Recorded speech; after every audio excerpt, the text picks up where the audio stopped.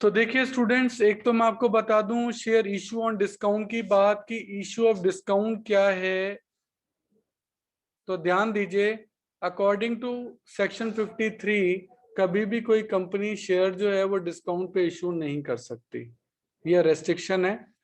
तो company would no longer be permitted to issue और share discount, कोई permission नहीं है इसको। तो केवल डिस्काउंट पे क्या इशू हो सकता है, केवल स्वेट इक्विटी शेयर जो हैं वो डिस्काउंट पे इशू हो सकते हैं, और कुछ भी जो है डिस्काउंट पे इशू नहीं हो सकता। नेक्स्ट आपका टॉपिक आता है अंडर सब्सक्रिप्शन ऑफ शेयर, यानी आपने जो शेयर इशू किए हैं उससे कम एप्लीकेशंस अगर आएंगी तो आप क्या करेंगे। मतलब आपने इशू किया 10,000 शेयर, आपने 10,000 शेयर इशू किए, तो मिनिमम सब्सक्रिप्शन आपको पता है कितना होना चाहिए। मिनिमम सब्सक्रिप्शन कितना होना चाहिए? कितना होना चाहिए मिनिमम सब्सक्रिप्शन? मिनिमम सब्सक्रिप्शन होना चाहिए 90%, यानी आपने जितने शेयर इशू किए हैं उसका 90% सब्सक्राइब हो जाना चाहिए। अगर 90% पब्लिक ने सब्सक्राइब नहीं किया ना तो आपका इशू ही कैंसिल हो जाएगा और उल्टा एप्लीकेशन पे जो मनी आई है वो सारी की सारी आपको वापस भेजनी पड़ेगी, आपको वापस भेजनी पड़ेगी। तो 90% मिनिमम सब्सक्रिप्शन होता है, ध्यान रखिएगा। उसके बगैर आपका इशू जो है वो जस्टिफाइड नहीं होता। जैसे इलस्ट्रेशन नंबर 9 में देखिए, इलस्ट्रेशन नंबर 9 में क्या कहता है देखिए, शिवा लिमिटेड ने इशू किए 20,000 शेयर, प्रीमियम है आपका 10% प्रीमियम पे इशू किए, 10 रुपए का एक शेयर था। पेमेंट मांगा एप्लीकेशन पे 5 इंक्लूडिंग प्रीमियम, अलॉटमेंट पे 4 रुपीज और फर्स्ट एंड फाइनल कॉल पे 2 रुपए। एप्लीकेशन आई 18,000, ध्यान देना आपके शेयर थे 20,000 और एप्लीकेशन 18,000 आई है, यानी 90% हुआ है। 90% से कम होता तो इशू ही कैंसिल हो जाता, और यह पूरा 90% है। 20,000 का 90% कितना होता है? 18,000 होता है। तो 18,000 एप्लीकेशन आई है तो सभी को एक्सेप्ट कर लिया गया। All the money duly received, pass necessary entries in the company, ये आपको क्वेश्चन में पूछा गया। अब आगे की बात देखें तो अब इसमें जो सारा क्वेश्चन है ना वो अब 18,000 शेयर से ही होगा, क्योंकि जब एप्लीकेशन ही 18 आई है तो आप 20 से तो क्वेश्चन कैसे सॉल्व कर सकते हैं, आपको तो 18 से ही सॉल्व करना पड़ेगा। तो देखो एप्लीकेशन पे 5 आए हैं तो 18,000 इंटू 5 ही किया गया है। अब हर एंट्री 18 से ही होगी। अलॉटमेंट पे भी अगर आप 4 रुपए मांगेंगे तो 18,000 इंटू 4 72,000 होगा। कॉल पे भी आप पैसे मांगेंगे 2 रुपए तो 18,000 इंटू 2 36,000 होगा। तो इस तरीके से अब ये पूरा क्वेश्चन 18 से ही होगा, ये क्वेश्चन अब 20 से नहीं होगा। अंडर सब्सक्रिप्शन में जितनी एप्लीकेशन आती हैं आपको उसी से सारी एंट्रीज करनी पड़ती हैं। फिर आपने शेयर चाहे 20 इशू किए थे उससे कोई मतलब नहीं है, यहाँ सारी एंट्रीज 18,000 से ही होंगी।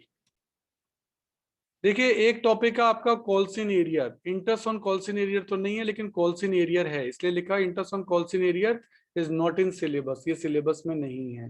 ठीक है, कॉल्सिन एरियर ये है। कॉल्सिन एरियर क्या होता है कि जब कोई शेयर होल्डर आपको पैसे नहीं देता तो वो कॉल्सिन एरियर कहलाता है। जैसे कि इस क्वेश्चन में अपन इलस्ट्रेशन नंबर 15 में देखते हैं, ये है चंद्रा लिमिटेड का क्वेश्चन है। इन्होंने 15,000 प्रेफरेंस शेयर इशू किए, 100 रुपये का एक है, 5% प्रीमियम है और 25 एप्लीकेशन पे मांगे, 45 अलॉटमेंट पे मांगे और 35 on first and final call.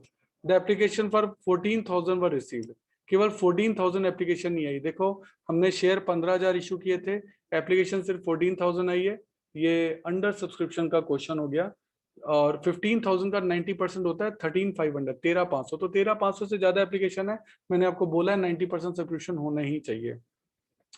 तो 14,000 एप्लीकेशन आई, हमने सारी एक्सेप्ट कर ली। All the money were duly received except the first and final call on 200 share, 200 share ने पैसा नहीं दिया।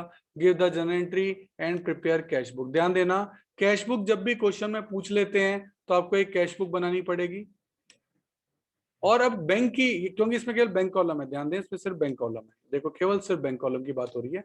तो इस कंडीशन में बैंक की कोई भी एंट्री जर्नल में नहीं होगी, चेक कर लो जर्नल में, आप देख रहे हैं बैंक की कोई एंट्री नहीं है। तो जब भी कैश बुक पूछा जाएगा ना तो आपको बैंक की कोई भी एंट्री नहीं करनी है, क्योंकि बैंक की सारी एंट्री इस कैश बुक में हो चुकी है।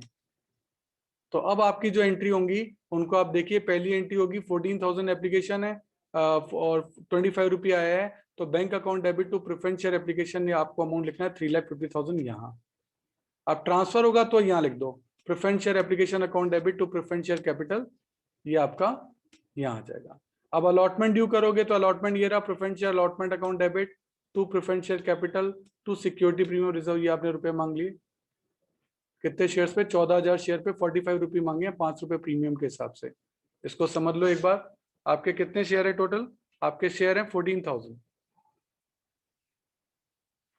और आपने 45 रुपीज मांगे हैं, जिसमें से 5 रुपए प्रीमियम है और 40 रुपए जो है वो आपकी कैपिटल क्या है। तो 14,000 इंटू 45, 14,000 इंटू 40, 14,000 इंटू 5 करोगे तो ये अमाउंट आ जाएगा। तो आपने अलॉटमेंट को कितने से डेबिट किया? 630 से। तो अलॉटमेंट पे 630 रुपये आने चाहिए। तो रिसीव का काम यहाँ होगा, लिखा है कैश अकाउंट डेबिट या bank account debit to preferential allotment 6,30,000, ये वाले रुपए हैं। तो ड्यू की एंट्री आपको जनरल में करनी है और बैंक की एंट्री आपको यहाँ करनी है।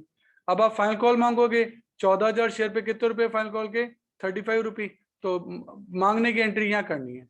14,000 शेयर पर 35 रुपये आपको यहाँ मांगने हैं। कितने मांगे? 490। अब आपने 490 मांगे हैं तो 490 आने चाहिए, बट आपको पता है 200 शेयर ने पैसे नहीं दिए, तो 490 आपने रुपए मांगे हैं, 200 शेयर ने ये 35 रुपये नहीं दिए, टोटल 7,000 नहीं आएंगे।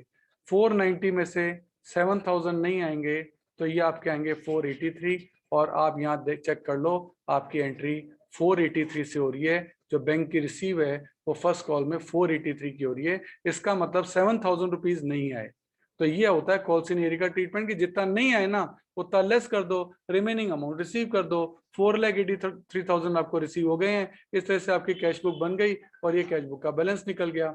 ये ट्रीटमेंट होता है आपका कॉल्स इन एरिया का। जो पैसा नहीं आया वो बैंक की एंट्री में लेस हो जाता है। मैं आपको और बताऊं, देखो अगर calls in arrear account open नहीं करना था तो आपका काम यही खत्म हो गया। लेकिन अगर क्वेश्चन में कह दे calls in arrear account open करना है तो आपको एक एंट्री और करनी पड़ेगी। आपको कॉल्स इन एरिया को डेबिट करना पड़ेगा।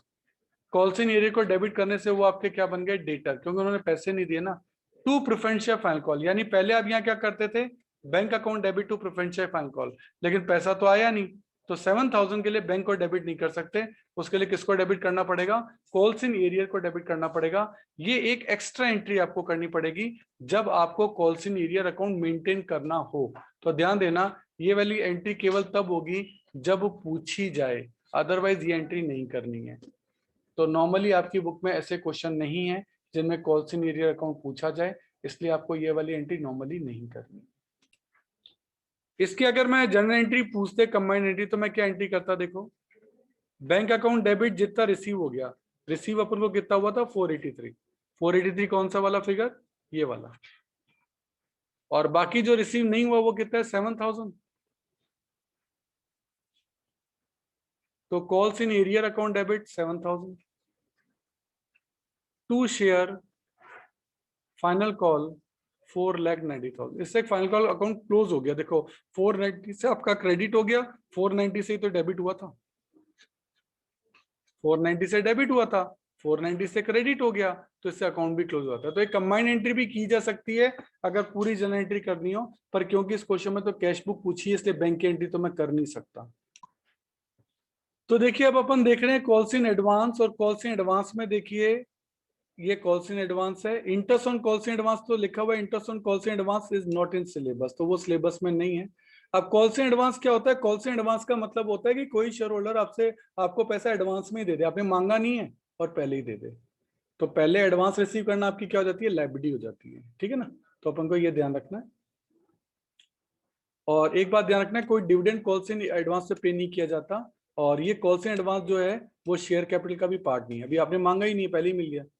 और मान लो ज्यादा मिल गया, आपने 10 रुपए का शेयर, आपको किसी ने 12 रुपए दे दिए, आपने मांगे ही नहीं, तो 2 रुपए बाद में रिटर्न ही करने, तो इसलिए शेयर कैपिटल का पार्ट नहीं है। इसके लिए अपन इलस्ट्रेशन नंबर 16 देख रहे हैं। चंद्रा लिमिटेड का क्वेश्चन है, 40,000 शेयर है, 10 रुपए का एक, रुपए मांगे 2.5 एप्लीकेशन पे, 2.5 अलॉटमेंट पे, 2 ऑन फर्स्ट कॉल और 3 ऑन सेकेंड कॉल। इस तरीके से आपके जो पैसे हैं वो मांगे गए। अलग अलग डेट सिस्टम भी दिया गया। वो डेट सिस्टम बेसिकली तब काम आता है जब आपका इंटरेस्ट की कैलकुलेशन, अदरवाइज ये वाला सिस्टम आपके काम नहीं आता है। ठीक है। All the share were subscribed and amount received. Mohan who had 800 share paid the amount of first and second call with allotment. उसने फर्स्ट और सेकंड कॉल का अलॉटमेंट के साथ ही दे दिया अमाउंट। ठीक है। 800 शेयर्स पे आपको पैसा पहले ही मिल जाएगा। तो नॉर्मल एंट्री सारी होंगी, बस एक बात ध्यान रखना, जब अलॉटमेंट की रिसीव की एंट्री करोगे तो उस कंडीशन में उसके साथ आपको कॉल से एडवांस को भी क्रेडिट करना पड़ेगा। बैंक तो डेबिट हो गई, पैसा आया है तो, पर कॉल से एडवांस को क्रेडिट करना पड़ेगा। क्यों करना पड़ेगा? कि कॉल से एडवांस आपकी यहाँ क्या है, लायबिलिटी है, और लायबिलिटी हमेशा क्या होती है, क्रेडिट होती है। इसलिए आपने कॉल से एडवांस को क्रेडिट किया। कितने रुपए? 4000। सर 4000 का अमाउंट कैसे आया? तो उसके लिए आपको थोड़ा सा देखना पड़ेगा, क्योंकि 800 शेयर्स ने आपको पहले से पैसा दे दिया था। तो 800 शेयर्स के आगे के पैसे अभी आगे के कितने पैसे, इन्होंने ये वाले जो दोनों पैसे है ना, ये आपको अलॉटमेंट के साथ दे दिए। तो 800 के 2 रुपए और 3 रुपए, यानी टोटल 5 रुपए।